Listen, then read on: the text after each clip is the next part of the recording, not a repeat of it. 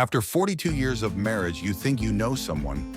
You know how they take their tea, how they breathe in their sleep, how they sigh when they're disappointed. What you don't expect is to discover you've been living beside a stranger. Black File Book 5, The Last Anniversary. On the night of their 42nd anniversary, Margaret Whitmore prepared roast lamb, set the table with the wedding china, lit the same silver candlesticks they'd used since 1981. Her husband, Harold Whitmore, retired judge, respected, measured, calm. At 8:17 p.m., neighbors heard a single gunshot. Not two, one. Police arrived to find Harold seated at the dining table, still upright, a bullet wound to the chest. Margaret sitting across from him, hands folded in her lap. She didn't run, didn't scream. She said only one sentence: "I waited long enough." No forced entry, no sign of struggle. The gun belonged to Harold, registered, kept in a locked study drawer. Margaret had no prior record, no history of violence. By all accounts, their marriage was steady, not flashy, but stable. Children grown, 3 grandchildren. Weekly bridge nights, church on Sundays. The kind of life that looks peaceful from the outside.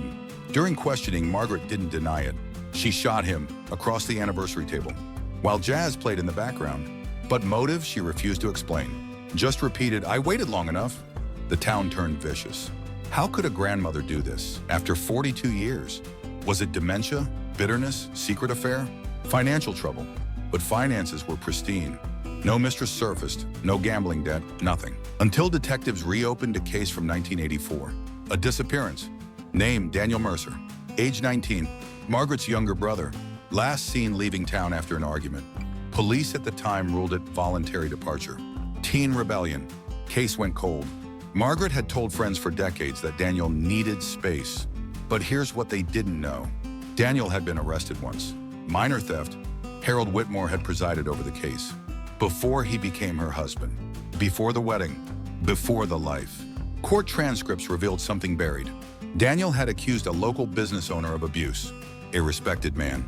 Prominent. Donor to Harold's early judicial campaign. Daniel claimed he'd been assaulted repeatedly. Harold dismissed the claims as fabrication. Publicly scolded him in court. Called him attention-seeking. The charges were dropped. Daniel disappeared 2 weeks later. When we exhumed the old evidence box, we found something never tested. A blood-stained jacket recovered near the river in '84. DNA technology wasn't what it is today. This time it matched Daniel. And someone else. The business owner. The respected donor. Who died comfortably 10 years ago. Never questioned again. Margaret had known. Not immediately, but years later. She found a letter, hidden inside one of Harold's old casebooks. A confession from the business owner, written in panic, admitting to hurting Daniel, begging Harold to protect his reputation, promising financial support in return. Harold never reported it, never reopened the case. He burned the letter, or thought he did. Margaret found half of it in the fireplace grate years later. Just enough to understand, her husband didn't kill her brother, but he let the truth drown. She confronted him once in 1993.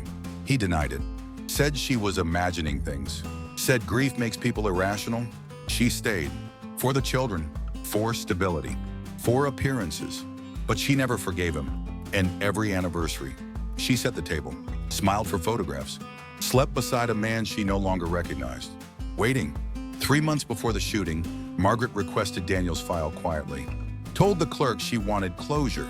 That's when modern DNA testing reopened the truth. She learned her brother hadn't run away. He'd fought, he'd bled, and someone powerful had been shielded by her husband. On their 42nd anniversary, she placed the file on the table, asked Harold one final time, "Did you know?" He didn't deny it. He said something colder. It would have ruined everything. That's when she unlocked the study drawer, walked back to the dining room, sat down, and fired once. Not in rage, not in hysteria, but with the steady hand of someone who waited 4 decades. At trial, Margaret didn't plead insanity. She pled guilty. No tears, no spectacle. She told the judge, "I gave him 42 years to tell the truth." The courtroom was silent. Even the judge struggled. Because this wasn't a crime of impulse. It was a crime of patience. Margaret is serving 12 years. She'll likely never see full freedom again. Her grandchildren visit. They hold her hand. They call her Nana. They don't ask about the anniversary. Sex clock ticking grows louder, then stops. Some betrayals don't explode. They calcify, harden over decades, until love turns into something else, something quieter, More permanent, Margaret didn't just shoot her husband. She shot the life she built around his silence. And the most chilling part? She said she'd do it again. Because sometimes justice doesn't arrive in a courtroom. Sometimes it arrives at the dinner table. Black File Book 5 is closed, but the next book is breathing.